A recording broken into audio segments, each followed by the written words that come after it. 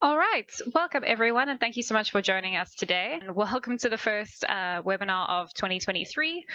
We're very excited to be continuing the second part of our education and storytelling series that was started in November last year.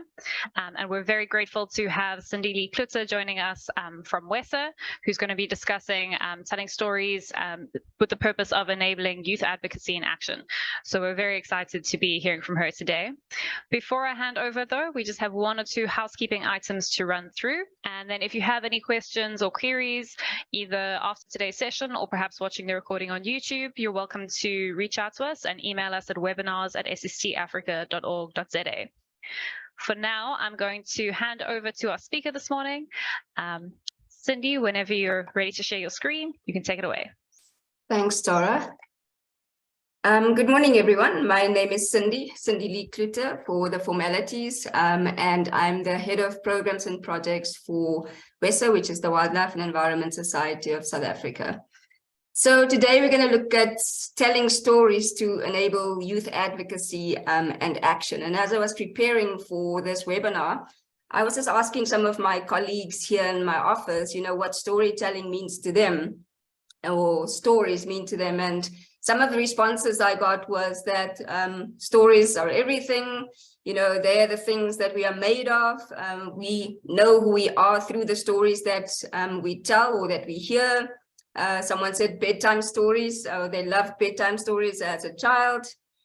Some of them said that stories are the things that dreams are made of. And a very interesting one was that stories will be our guide in a post-climate crisis world. So it's already looking like people are thinking beyond the climate crisis and how we can use our stories to be able to not make the same mistakes again. And the one thing is maybe a bit cliche, but I also believe that the best stories are still to come and the best stories are still to be told. And maybe to start off the webinar, I just wanted to start off with my story. I grew up on the plains of Namaqualand. I had a grandfather who essentially taught me a lot about nature as a child. In that photo, there's 3 generations of our family, my grandfather, myself, and my niece. And my grandfather's identity was really formed by his being a Nama boy on the Namaqualand plains. Like his grandfather, his brothers, his cousins, they all were subsistence livestock farmers. And every weekend, my grandfather would take us to his little homestead where he had all of his livestock. And he would take us into a magical place of nature by telling us stories about nature, telling us what to use plants for, why it's important for us to be able to be connected to the ground or to the earth where he grew up, and essentially told us that our identity as Nama people came from the land. So it was no surprise that when I started to understand what all of this meant, I was very drawn to nature as a place that I felt comfortable in. And as we grew up, my grandfather also started telling stories of climate change. At the time, I wasn't aware of the term climate change, but he told me how things were changing on the landscape, in the resources that we have in the water. And this last picture takes me back to a couple of years ago, where a lot of my grandfather and his mates and his brothers, cousins had to get support from the government in the form of feed for their livestock. Today, my grandfather doesn't have livestock anymore because of the changes that happened. And thinking through all of these stories that he told me, I realized that sustainability was a concept that I didn't know, but it was something that I lived through my grandfather and the stories that he told me. But at the same time, my grandfather and his generation also had a bit of a strange relationship with the institutionalization of nature, the environmental sector within the country. And so there was a lot of injustices that happened through the environmental sector in the country. And that manifested in my family by them saying to me that I cannot go on and study a career within nature because it wasn't for people like me. But then I thought that the education journey for me needs to lead to action and advocacy. And so at grade 12, I kind of like took this journey on personally through the storytelling, and I decided that I'm actually going to go and study nature conservation despite the warnings of my family. And the advocacy that I took on is kind of like started to like tell anybody that I could that nature is actually for all South Africans. So I went, studied conservation, and eventually got to a master's level where I specifically focused on environmental education as a tool for conservation and as an inclusive tool to be able to like let people know that the South African biodiversity is a heritage that belongs to all of us. So today I work for WESSA, the Wildlife and Environment Society of South Africa. And WESSA's also got a long story to tell in the conservation space in the country. But the kind of like points of impact that I want to focus on today is really looking at when WESSA started focusing in on environmental education. WESSA was started by a group of concerned citizens for the environment. And then obviously the first thing that we did was the successful campaigning and proclamation of the Kruger National Park. That was in 1926 when WESSA was essentially constituted. And then in the 50s, the early 50s, environmental education became a kind of like key and mainstream focus for the Wildlife and Environment Society. And we established one of the first environmental education centers in Africa at that time. There weren't a lot around. And then, as you can imagine, the kind of like focus was on resource development, you know, telling stories about nature. But the one thing that was really nice was it wasn't just the stories of nature or the stories of specific species like we're so used to do. Lots of focus on elephants, lots of focus on rhino. And in the 50s, they really took a turn and like looked at the holistic ecosystem and every single species within that, including humans. So there was like an element of like storytelling coming through to enable knowledge, and then kind of like look at how do we create will, and then ultimately acting for a healthier planet.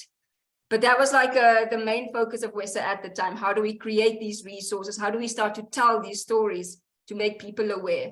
And awareness, I think, was the main goal at that point in time. But we soon realized that it wasn't enough.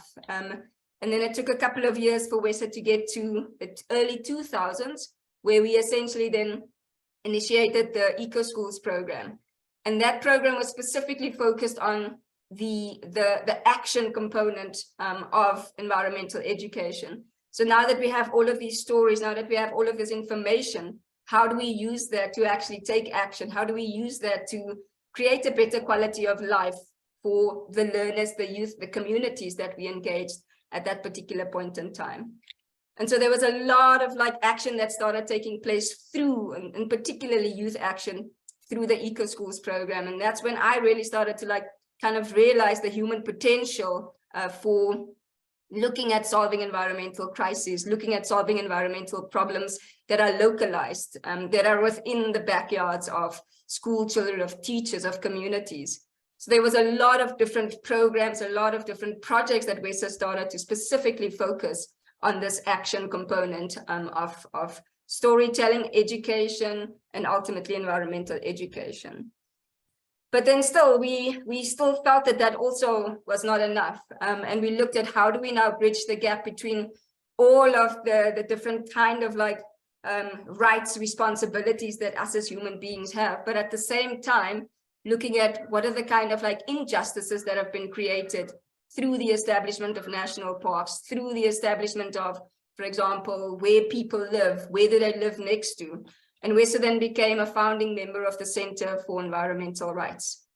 And that really kind of like positioned us as an advocacy organization, an organization that want to be able to like look at good science, telling the stories through the education component, an organization that wants to shift education and that knowledge to take for specific will to create action, but at the same time, an organization that keep environmental and social rights, basic human rights, at the center of the work that we are doing.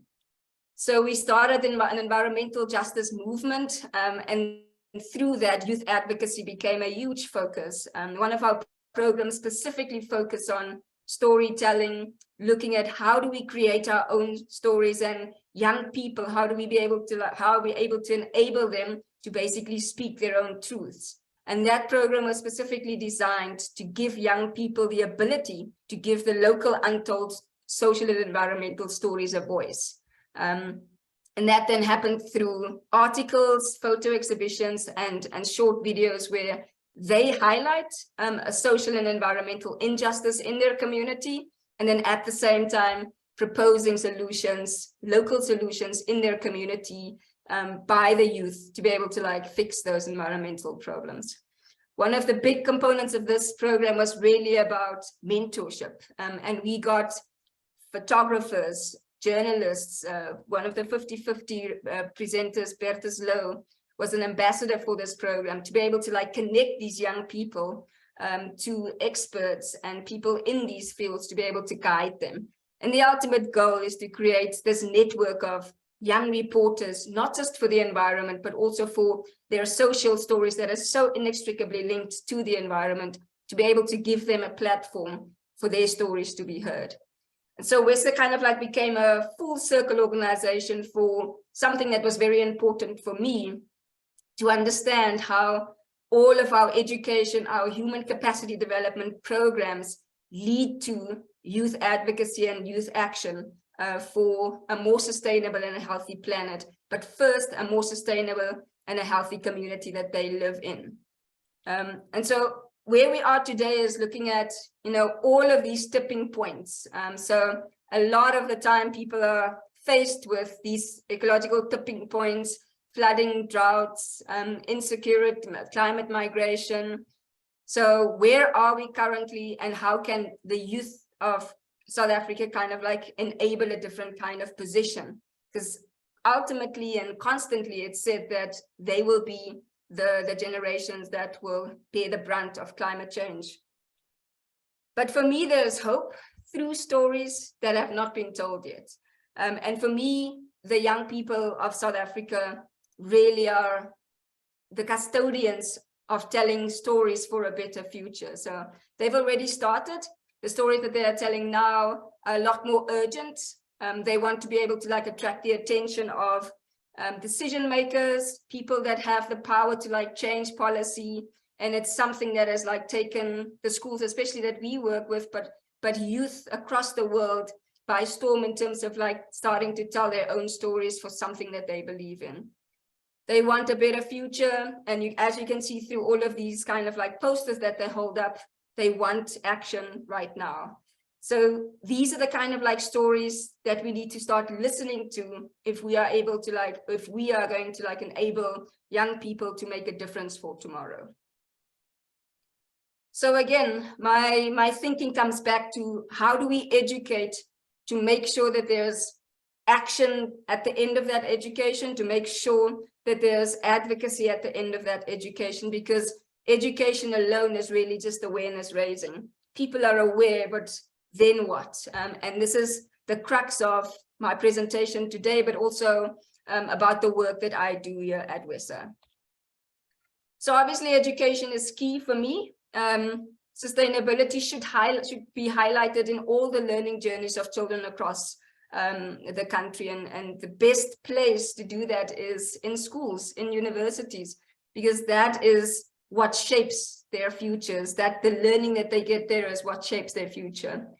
Creating these teachable moments that basically create an opportunity for them to become more resilient, to become youth that know how to respond to specific crises. So how do we use all of the moments that we go through, all of the crisis moments, all of the challenges, how do we use that to turn it into a moment for them to learn from? And then, of course, something that's quite important to me is that intergenerational teaching and learning. The stories that my grandfather and my ancestors told me, him, is what essentially shaped us as a people, but at the same time made me understand how important my actions are in the greater scheme of things. And then obviously meaningful youth participation. How do we create spaces where young people can tell their stories and where their stories can enable change? That's a big important part for us to be able to like reach. And then, of course, like I said, awareness needs to lead to knowledge, needs to lead to attitude, skills, and participation. But what's quite important for me is that it shouldn't just be about a connection to nature, but really about what is the nature of that connection? How do we connect with people when we tell them stories? How do we connect with people when we say that it's important to look after the environment? And how do we make it a lived reality where everybody feels that they are a part, first of all, of the problem, but also a part of the solution? And then how do we get people, and particularly youth at schools, interested in taking action for things that matter to them?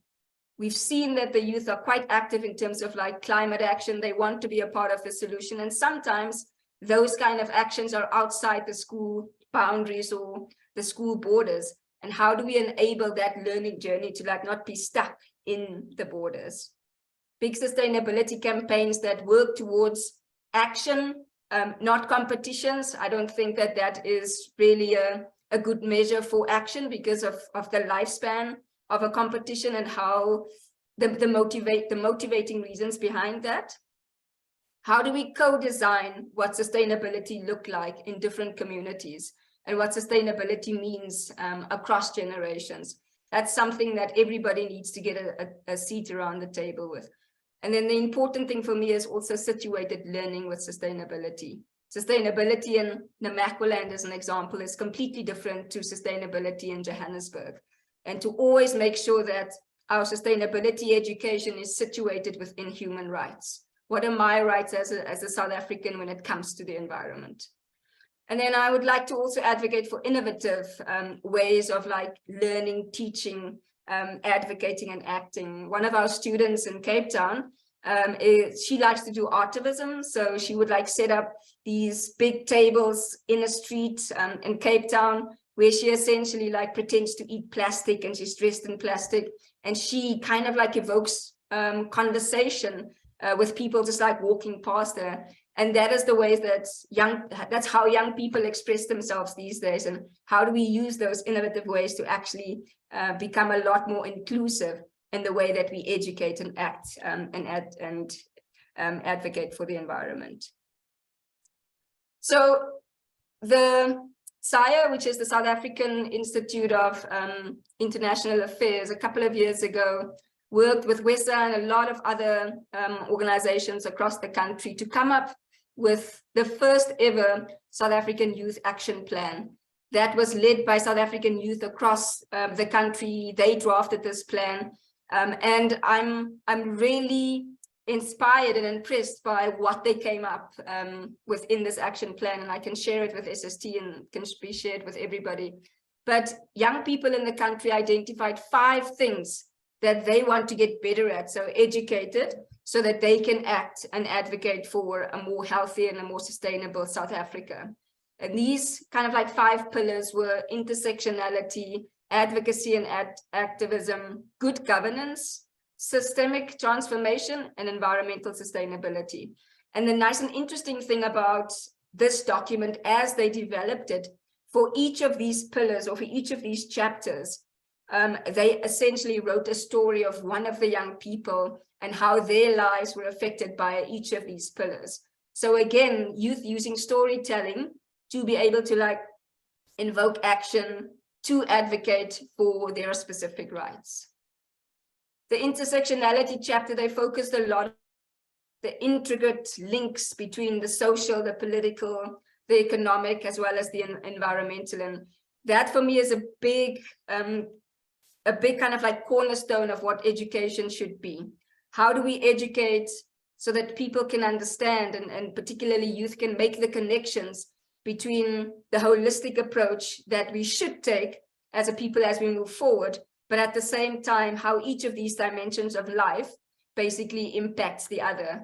And that's what they are requesting for their education journey to be as intersectional as possible as they kind of like grow into their own spaces.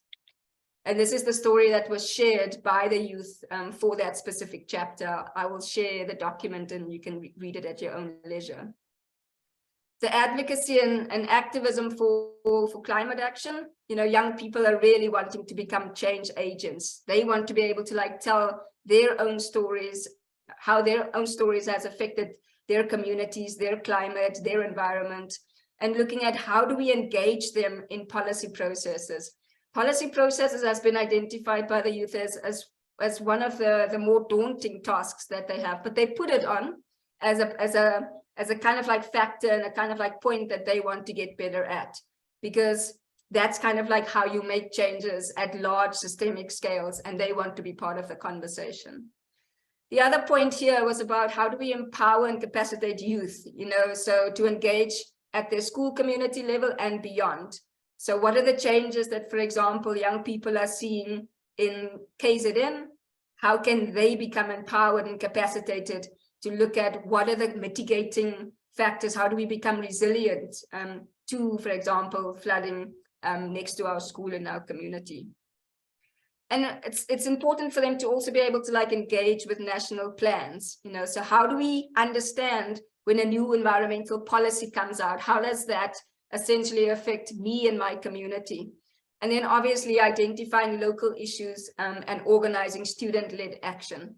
So that is what the youth want to be able to like do through this advocacy and activism pillar. This was an interesting picture that went around a couple of years ago in terms, I think it was just before one of the COPs, and one of the students wrote their story in basically responding to this picture that went around, asking for more young people around the table when policies are being made, when policymakers are deciding what the next policy is that they will introduce. Good governance was an interesting one, but at the same time also so important, because that is exactly where advocacy also can become a strong point. So good governance looks at, how do we become not corrupt? What are the systems that we use to put specific things in place? And it was interesting that the youth highlighted this as an important aspect for them to become more knowledgeable about. So my plea then to all of the schools that we work with is, how do you get students involved in governance processes at your school so that they can learn what it means, what good governance looks like, what it means to have a good governance structure in place, even if you just do a project, and for them to be able to like grow with that learning. How do we facilitate dialogue between students and, for example, ward councillors to hold them accountable for the promises that they made at an election? How are we able to like look at creating good governance councils through a sustainability and climate council at each of the schools? Schools are kind of like a microcosm of how we can kind of model good governance. And then basically creating opportunities for youth to lead. What does it mean to be accountable? How are you being transparent in the actions and in your advocacy work? How do you lead with good governance as a cornerstone of everything that you do? And there's one of the stories that was told, or that were written specifically under this pillar, was basically like the process of greening a school through the Eco Schools program using good governance. So that's the kind of like things that young people want to be a part of, like real change at their own school level. The fourth one was systemic change, and how do we actually like show what changing a system means at school level. One of the examples was that, for example, the cafeterias or the food systems at school, how do you change that to become more sustainable? How do you change that to basically like create less waste? And those are the systems that youth need to be a part of to like see what it actually takes to change an entire system. What are the kind of like economic systems that they should learn about, and what are the possibilities for change at their school level? And then one of my favorites kind of like statements is that the sustainability revolution through youth action is probably the single biggest business opportunity in history. And I believe that it can outperform both the industrial revolution in terms of scale and the digital revolution in terms of like speed. So how do we actually put more power into this sustainable environmental activism revolution that is currently happening to be able to or to get them to a point where they outperform the other revolutions. And then, of course, introducing dynamic conversations about transitioning to renewable energy. There's a lot of different conversations that are kind of happening at the same time through the PCC and all of the other commissions that have been constituted. But how do we meaningfully engage youth? I got an invitation yesterday saying that the Presidential Climate Commission is trying to get young people to come and comment on a specific thing. But really where we should start is co-creating the thing that needs to be commented on. So we need to start thinking differently about how do we actually become a lot more inclusive, looking for the solutions to all of our sustainability problems. And that's just the story that was shared. And then obviously environmental sustainability, that's something that they really want to work towards. And I just highlighted a few things here in terms of how that happens through youth at schools and in community. But I think the important thing here is really to look at how do we create a sense of place within the environment for all children, for all youth in the country. So WESSA is actively looking at how do we create the opportunities for advocacy, how do we create opportunities for action through storytelling in the education programs that we have. And obviously the main 3 programs that WESSA work on is our Eco Schools program, which is our flagship program, started in 2003. Our Young Reporters for the Environment program that really looks at giving voice to untold social and environmental stories in communities. And then our Learning About Forest program, which really focuses on biodiversity education and how do we protect, rehabilitate the biodiversity that we have in the country. And for us, it's quite important to use these kind of 3 tools to educate, advocate, and act, and to focus on environmental and social justice through everything that we do. That's the cornerstone that WESSA basically builds all of our education programs on. And just as an example, last year, about over 1,000 children in eco schools across the country compiled this message to go to leaders at COP27 in different African languages. They sent it in the form of a canvas rolled up. But the message for me was quite powerful in them saying that climate education is a critical cornerstone to empower youth to build climate resilient communities. And we, the youth of South Africa, want climate education as part of our school learning journeys. And we urge leaders to employ an inclusive approach for youth involvement in decision-making processes. We encourage young people across the globe to be change makers in society and to advocate against environmental injustices, combat pollution, and promote a sustainable living. So that's the message. They came up collectively and identified these kind of sustainable development goals that are a priority for them at this moment.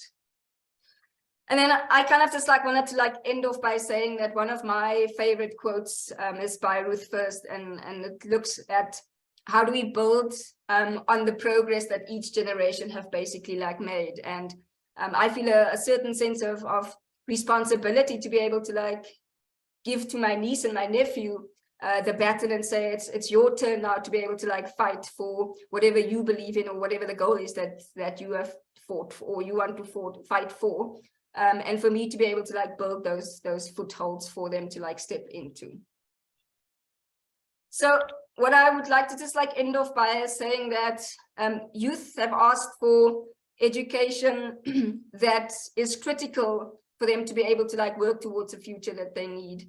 So some of the things that they've highlighted is obviously climate action, justice and inclusion, and importantly, meaningful work that includes the blue and green economies. Yeah, thank you. That's it from my side.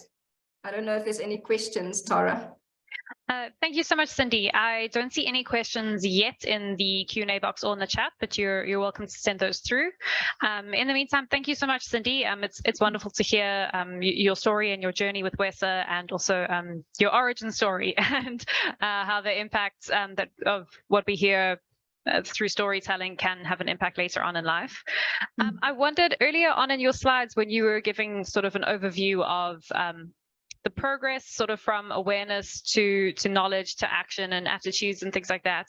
Can you comment at all on one of the points, which was attitude, and how that can be developed in a motivational way, and not a case of you become aware of an issue, the more and more knowledge you discover about that issue, and how that can still lead to sort of an optimistic attitude, because I think it can, it can lead to sort of more of an apathetic generation as, people discover the various environmental issues in the world, from plastic pollution to climate change and things like that. Yeah, no, that's a good question, because a lot of anxiety has arisen based on news about a very doom and gloom future. But I guess the important thing is to get to a point where we acknowledge that all actions matter, whether it's small or big, and for us to be able to look at how do we create handprints of hope instead of footprints of fear. So that's always something that I say to particularly youth. I enjoy debating. I enjoy discussing environmental and other problems with youth, and that's always what I leave them with, that no one person is able to solve this problem, but collectively each of us can make a difference. And how do we make sure that wherever we go, that handprint of hope through our action is what is basically attention drawn to, instead of our footprints of fear. We always speak about your environmental footprint, and everybody's so kind of afraid of what that means for them as a family, as an individual. And those are the things that we can say and act towards, saying these are the things that we live with every single day, but these are the kind of handprints of hope that we can contribute to making a difference. And I think the other thing is really about the person's lived reality. What is important for them. That's always where I like to start, and particularly with community work that we do.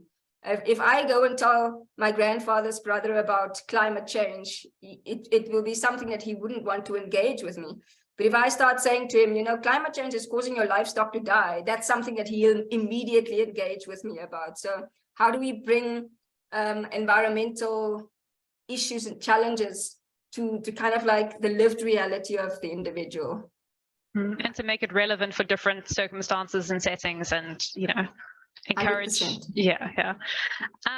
You outlined quite a wide scope of sort of awareness of the different in some of the case studies that you gave an overview of, including the recognition of the link of how to green one's school. There's a significant role to be played through governance, which is very interesting. I wondered, you mentioned the South African Youth Climate Action Plan. Are you able to provide any sort of just an overview of that for those who maybe who aren't aware of what it contains, and who haven't heard too much about it, and perhaps sort of what elements it entails, what it hopes to address in terms of environment or plastic pollution or water scarcity and things like that? Yeah, so across the country, all of the major cities, they have to create what they call a climate action plan. And one of the things that's been identified is that there hasn't been a lot of consultation with young people in the past. And so young people across the country, and especially I have to give credit to SIA, which is the South African Institute of International Affairs. They essentially drove this process where young people could create their own climate action plan. It's the first of its kind in South Africa. It's actually, I think it's the only one. And it kind of builds on this, how do we actually create a plan for action for climate change? And that's why it's called the Climate Action Plan. And those 5 pillars, so intersectionality, the good governance, systems change, advocacy and activism, and then environmental sustainability. Those are the kind of 5 guiding principles and the actions that young people should take as a start to be able to impact or affect change in their local communities, in their local municipalities.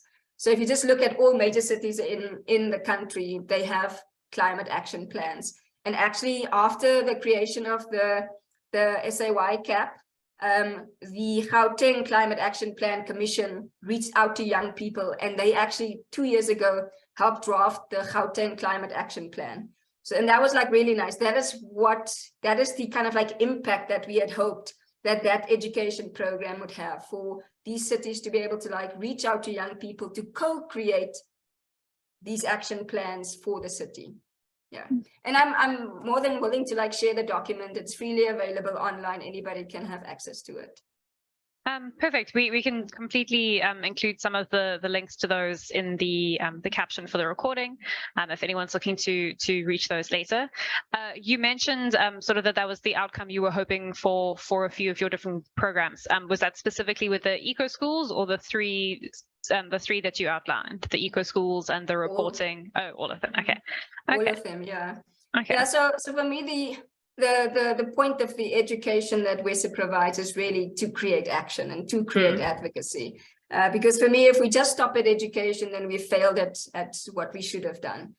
Because when we look at just awareness raising as a tool, it's not enough, you know. So we need to be able to like look at how do we create programs that in the end create an opportunity for action to be taken.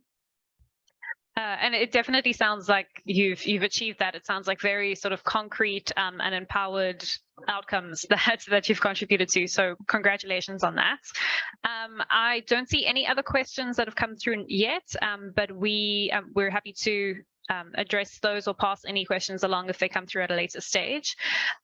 Just as a final sort of closing question, could you maybe sort of expand on some of the topics? You say that you quite enjoy engaging in debates and everything with a few of the youth, and it can be quite interesting. It can be they can bring up interesting and perhaps interesting sort of solutions that they put forward. And can you sort of elaborate a little bit on some of the debates that you've been engaged with, some of the topics that were included, and maybe some of the the sort of areas where more knowledge might be needed to sort of round out some of the opinions there? Yeah, it's an interesting question. Immediately my attention was drawn to a memory of like one of the high schools here in Johannesburg, and we had like a conversation about what food security means for communities, for schools, and I noticed that a lot of our schools, and particularly schools in rural areas and semi-urban areas, the first thing that they want to do is do a food garden as one of their projects. And one of the young people came up to me and said, well, you know, I'm not going to do that because my father was a garden boy, and I'm not going to work in a garden, that no matter what. I don't want that for my life.